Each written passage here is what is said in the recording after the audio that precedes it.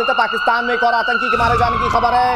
लश्कर-ए-तैयबा का founder member Shaukat, बताया जा रहा है कि किसी गुमनाम व्यक्ति इसको मारकर चला गया है। आतंकियों को ट्रेनिंग देता था शौकत, और इस शौकत को पूरी तरह से मिट्टी में मिला दिया गया। हमारे साथ मेजर गौरव आर्या भी जुड़े हुए हैं। और मेजर, बहुत जल्दी से मैं आपसे ये जानने की कोशिश करता हूं कि लश्कर का ये एक और आतंकी जो ढेर हुआ है, कहा जा रहा है कि किसी अज्ञात ने इसे टपका दिया है, इसके पीछे कोई खेल समझ रहे हैं क्या मेजर साहब आप? देखिए, पाकिस्तान में तो खौफ है ही, और पाकिस्तानी मीडिया अब खुल के कह रहा है कि भारत मरवा रहा है। हमारा यह कहना है कि भाई हमारा इससे कोई लेना देना नहीं है, कोई इनकी हरकतें ऐसी हैं। देखिए, लश्कर-ए-तैयबा जो भी होगा वो कोई संत साधु तो होगा नहीं, बिल्कुल, वो तो होगा टेररिस्ट। और जब वो टेररिस्ट होगा और उसकी हरकतें टेररिज्म वाली होंगी तो फिर उसके दुश्मन भी वैसे होंगे जो उसके पीछे पड़ेंगे। और हो सकता है कि आपसी रंजिश का मामला है। देखिए, ये लगातार दर लगातार पाकिस्तानी मीडिया का कहना है कि लगातार दर लगातार वही लोग मारे जा रहे हैं जो भारत के खिलाफ बोलते थे, भारत के खिलाफ कार्रवाई करते थे। मुझे ऐसा लगता है कि ये बहुत ही एक खूबसूरत कोइंसिडेंस है। बिल्कुल मेजर, आप जो कह रहे हैं वो बहुत इंपॉर्टेंट बात है, क्योंकि जो भारत की मुखालफत करते हैं या जो भारत के खिलाफ कई सारे आतंकी सपने बुनते हैं, वो एक एक करके खत्म हो रहे हैं। और इसीलिए पाकिस्तान तो खुलकर कह रहा है कि भारत करवा रहा है। इस बीच खबर यह कि ऑपरेशन 2.0 की प्रस्तावना, मुनीर लिख रहा है, कश्मीर का नाम लेकर उससे फिर से जहर उगला है। सेना से बोला कि कश्मीरी भाइयों की कुर्बानी को याद रखो। मुनीर के भड़काऊ बयान के बाद ही पहलगाम आतंकी हमला हुआ था, और एक बार फिर से कश्मीर पर जो टिप्पणी कर रहा है असीम मुनीर, सवाल ये कि क्या ऑपरेशन सिंदूर 2.0 की पटकथा पाकिस्तान के असीम मुनीर की ओर से, फील्ड मार्शल की ओर से लिखी जा रही है? श्याम सर, ये हम लिखेंगे, जब जरूरत पड़ेगी तो ये हम लिखेंगे। हम सब इंतजार करेंगे जब जिस दिन उन्होंने ये फिर से जो हरकत की, क्योंकि हमने अब वो अपने हाथ में ताना वाना ले लिया है। और जब हमने कहा है कि अब हमें किसी से पूछने की जरूरत नहीं है, हमने बहुत FIR लॉन्च किया, हमने बहुत सारे यूनाइटेड नेशंस में गुहार लगाई, हमने वर्ल्ड को पूरी तरह से बताया, किसी ने नहीं सुना, फिर हम खुद जज के रूप में आ गए हैं। हमें सेल्फ डिफेंस का अधिकार है। SCO में राजनाथ सिंह ने बहुत क्लियरली कहा, हमें परपेट्रेटर्स जो हैं हमारे, उनको हटाना है, इलेबरेट सपोर्टर्स को भी हटाना है, फाइनेंसर्स को हटाना है। तो अगर वो हरकत करते हैं तो हम पूरी तरह से तैयार हैं। हमने समझा है ऑपरेशन सिंदूर में हमें क्या करना है, कैसे करना है, कब करना है। आपकी हरकत होगी तो उसका जवाब दिया जाएगा। ऑपरेशन सिंदूर 2 हमने ऑपरेशन सिंदूर बंद किया नहीं तो 2 की बात ही नहीं। और उसी ऑपरेशन सिंदूर मैं सर इसी को आगे बढ़ाते हुए, जो कि अब भारत सरकार ने कहा कि operation Sindoor is a new normal for the India, तो क्या उसके लिए पाकिस्तान खुद अपनी कब्र खोद रहा है? पाकिस्तान चाहे गिन ले, 1 गिन ले, 2 गिन ले, 3 गिन ले, 4 गिन ले, Pakistan you be rest assured, ये गिनती खत्म नहीं होगी जब तक तुम खत्म नहीं होगे। अगर आप मुझे 5 सेकंड दें, आपने बात करी कि वहां एक और आतंकी मारा गया है और उसका ब्लेम उन्होंने पाकिस्तान ने इंडिया की तरफ किया है। मैं कहता हूं चलिए जी, इंडिया से मैंने करवाया है, मैंने करवाया, कहने में हर्ज क्या है? कहने को आप कुछ भी कह लीजिए, लेकिन ज्यादा बड़ी बात यह, क्या आपको यह नहीं दिखता कि आतंकी मारा गया है? उसकी कोई बात नहीं हो रही। उससे बड़ी बात आपका कहना, आपके यहां सबसे ज्यादा आतंकी प्रभावित रहे हैं, हम तो आपका काम कर रहे हैं। कल अगर गौरव बोल दे कि जी वहां के 2 और बंदे मारे गए, मैं आज कह रहा हूं, आज नहीं तो कल हफीज मारा जाएगा, मसूद मारा जाएगा। आज मेरे से आप लिखवा लीजिए और आप जिस भी दिन होगा आप मुझे ब्लेम कर लीजिएगा, लेकिन मैं काम कर रहा हूं इंसानियत का, आपकी पाकिस्तान की इंसानियत का, दुनिया की इंसानियत का। इस तरह के टेररिस्ट अगर आपके यहां से जा रहे हैं, अलविदा हो रहे हैं, आप 72 हो रहे हैं, उनके लिए अरेंज नहीं कर पाए, अब हम कर रहे हैं और हम आगे भी करेंगे। और भारत ने तो बिल्कुल क्लियर कर दिया, अगर आतंक की बात करेगा, आतंक का लॉन्च पैड पाकिस्तान होगा, तो आतंक को पालने वाला देश भी हमारे लिए आतंकी है। भारत ने एकदम क्लियर कर दिया। इस बीच एक बड़ी खबर अपने दर्शकों को बता देते हैं, यूक्रेन पर रूस ने बहुत बड़ा हमला बोला है। यूक्रेन पर 477 ड्रोन और 60 मिसाइलें दागी गई हैं। रूस का दावा है कि यूक्रेन पर 537 हवाई हमले किए गए, बैलिस्टिक और क्रूज मिसाइलों से हमला किया गया। 4 कैलिबर क्रूज मिसाइलें दागी गई थी। यूक्रेन का एक और F-16 मारा गया। F-16 अमेरिका की ओर से दिया गया फाइटर प्लेन, लेकिन यूक्रेन के लिए काम कर रहा था और इसे रशिया ने ढेर कर दिया। ये बड़े हवाई हमले, श्याम सर, ये बड़े हवाई हमले, क्या हम एक बार फिर से बहुत high intensity war between Ukraine and Russia देखने जा रहे हैं? नाटो की मीटिंग के बाद पुतिन काफी परेशान हैं और उनको लगता है कि एक और सबक सिखाना यूक्रेन को जरूरी है। अपने मिलिट्री माइट का फिर से उन्होंने उपयोग किया है और उन्होंने ड्रोन्स और मिसाइल्स, जो कैलिबर जैसी मिसाइल्स का यूज किया है। देखिए, रशिया तब तक रुकेगा नहीं जब तक उसकी जो जमीर की जो बात है, जो यहाँ का यूएसएसआर का वर्चस्व उस एरिया का रशिया के हाथ में रहना है। जमीनी लड़ाई तो लड़ रहे हैं वो, पर जमीन लेना नहीं चाहते उनसे। जो उन्होंने लिया है वो किसी कारणवश एक्स्ट्रा जो जमीन है क्रीमिया और उसके 4 जो रीजन्स हैं वो रशियन स्पीकिंग रीजन्स को उन्होंने लिया। बाकी वो लोग चाहते नहीं, बस वो रेजिम चेंज करके और डी नोटिफाई करके और वहां से आर्मामेंट्स जो हटाना और एक शांतिपूर्ण देश बनाना चाहते हैं। जब तक ये नहीं होगा ऐसी लड़ाई चलती रहेगी, मनोबल टूटता रहेगा, कीव को घुटने पर लाना है और इसलिए उन्होंने दोबारा ये शकल दिखाई। और शैलेंद्र सर, मैं बहुत जल्दी से एक क्विक रिएक्शन चाहता हूं। क्या पिछले दिनों यूक्रेन ने जो रूस के अंदर घुसकर हमला किया था, जो व्लादिमीर पुतिन के घर के आसपास जो हमले हुए थे, क्या ये उसके बदले की शुरुआत है या बदला उसी के चलते ये सारे हमले जो हम देख रहे हैं?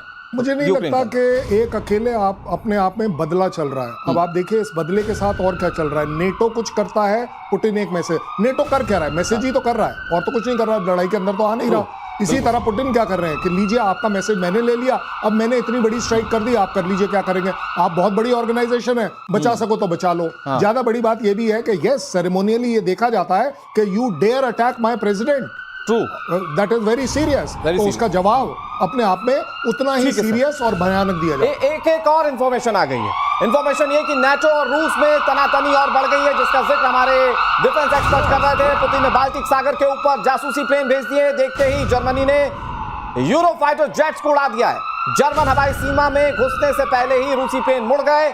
नाटो की मीटिंग के बाद पुतिन ने धमकी दी थी और यह धमकी थी नाटो देशों को।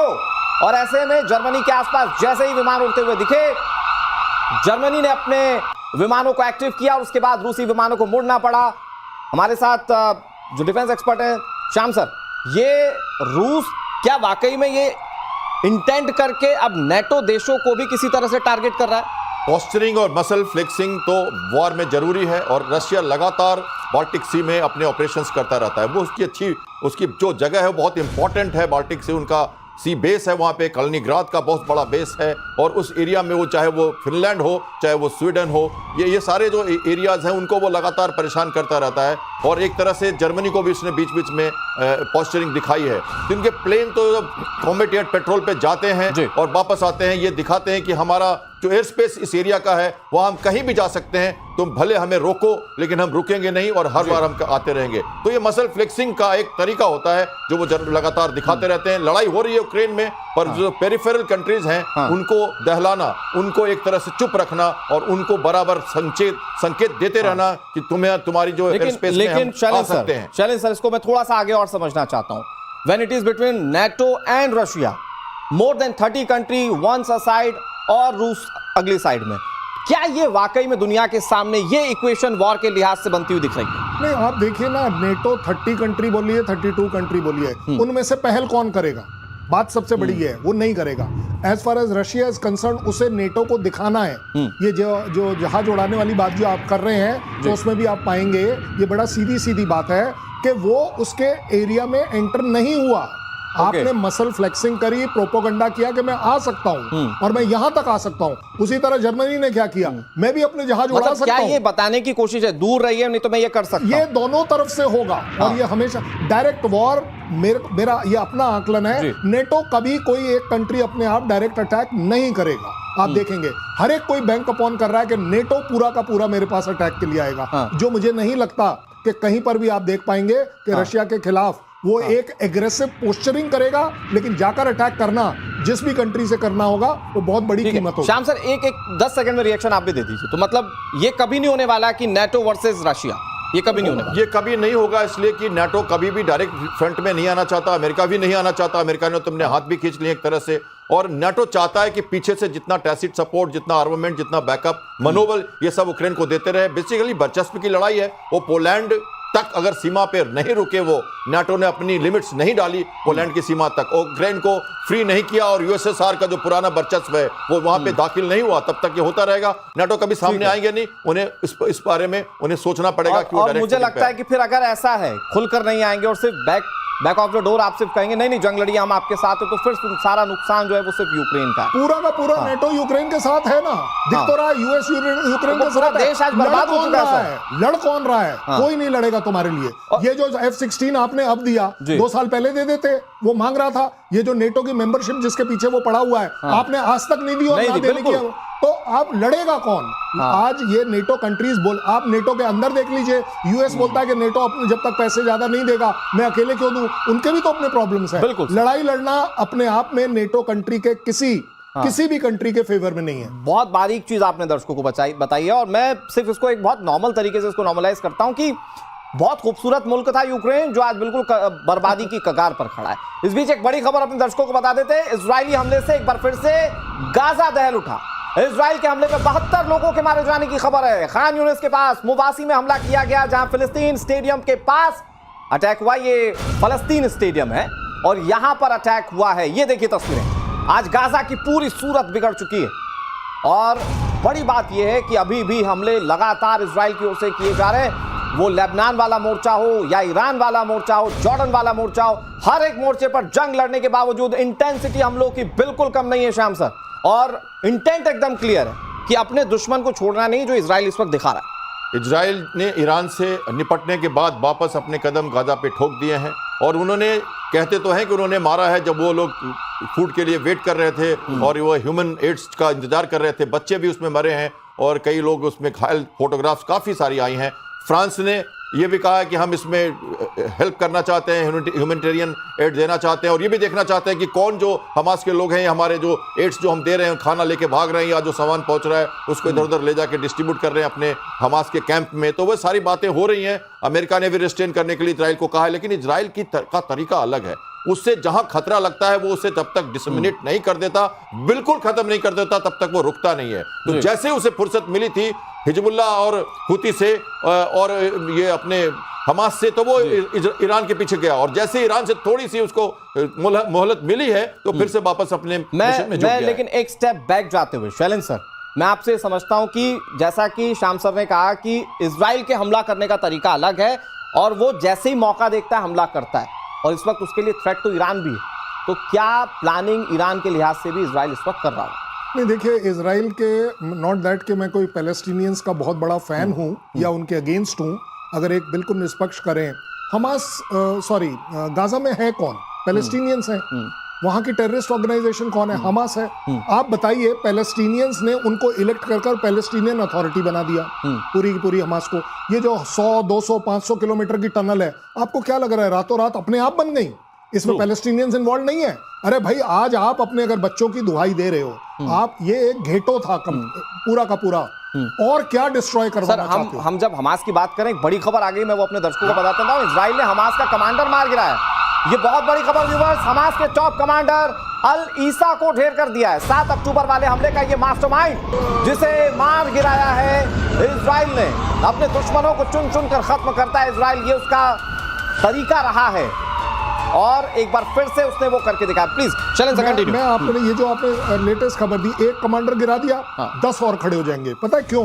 क्योंकि हमास अपने आप में हमास नहीं है, ये एक सोच है, और ये सोच पैलेस्टीनियंस के बचपन से लेकर ऊपर तक है। जिसका बच्चा जो मरा है, जिसका बच्चा, आपको नहीं लगता कि वो अब और ज्यादा लंबा और बहुत ज्यादा दृढ़ टेररिस्ट बनेगा, हमास का मेंबर बनेगा? वो फैमिली, आपको क्या लग रहा है, इजराइल को प्रेज करेगी, उसके साथ चलेगी? हमास का सबसे बड़ी तकलीफ यह है, अगर आप कल पूरे के पूरे गाजा को खत्म कर दें, जमीन में मिला दें, तो भी हमास की जो सोच है वो आप खत्म नहीं और सर, हमास तो कहता है कि हम फुल टाइम वॉरियर हैं, हम लोगों के लिए जीना, अच्छी लाइफस्टाइल मेंटेन करना माइट बी अ टास्क, लेकिन वहां के लिए लोग अपने आप को वॉरियर बताते हैं, वो जंग को अपने आप में ब्लड में बताते हैं। तो हमास वॉरियर कैसे हो गया? नहीं, हमास वॉरियर कैसे? 7 अक्टूबर को, वो अपने आप को बताते हैं। कौन सा ऐसा वॉरियर का काम तुमने किया था जब तुमने वो बच्चे मारे, औरतों को रेप किया, मरी हुई औरत को नंगा कर कर आप परेड कर रहे हो? ये है आपका वॉरियर? किसने कह दिया कि हमास अपने आप में वॉरियर है? मैं नहीं मानता। मैंने ह्यूमैनिटी के अगेंस्ट है। मैंने बहुत क्लियर कहा कि हमास अपने आप को वॉरियर बताता है, इसीलिए मैं आप ही की बात को सपोर्ट कर रहा हूं। देखिए, इसको ऐसे एक मरेगा तो 10 खड़े हो जाएंगे। जैसे उसको ऐसे लिया जाए कि हम, देखिए, पैलेस्टाइन एक कंट्री है जिसे कोएग्जिस्ट करना था इजराइल के साथ, और इजराइल उनके साथ कर रहा था। सब कुछ अच्छा चल रहा था। 7 अक्टूबर 23 को मैं फिर से बताता हूं, कुछ डिस्कंटल्ड लोगों ने, हमास के कुछ डिस्कंटल्ड लोगों ने, वैसे हमास तो टेररिस्ट आउटफिट है, ये तो डिक्लेयर्ड है, लेकिन ये गलत कर दिया जब हम इंडिया से मिडिल ईस्ट यूरोपियन कॉरिडोर बना रहे थे, हम जब अच्छी बातें कर रहे थे, उस समय इजराइल को उन्होंने कुरेद दिया। ये गलत किया, और हमास जब तक खत्म नहीं होगा तब तक वो सर प्लीज, एक बड़ी खबर आ रही है, एक बड़ी खबर आ रही है। बड़ी खबर यह है कि ईरान इजराइल वॉर में अमेरिका ने लाखों डॉलर फूंक दिए। मिलिट्री वॉच मैगजीन की रिपोर्ट में बहुत बड़ी बात सामने आई। सिर्फ थर्ड इंटरसेप्टर के लिए 1.2 बिलियन डॉलर खर्च किए गए। ईरान से थर्ड ने इजराइल को बचाया था।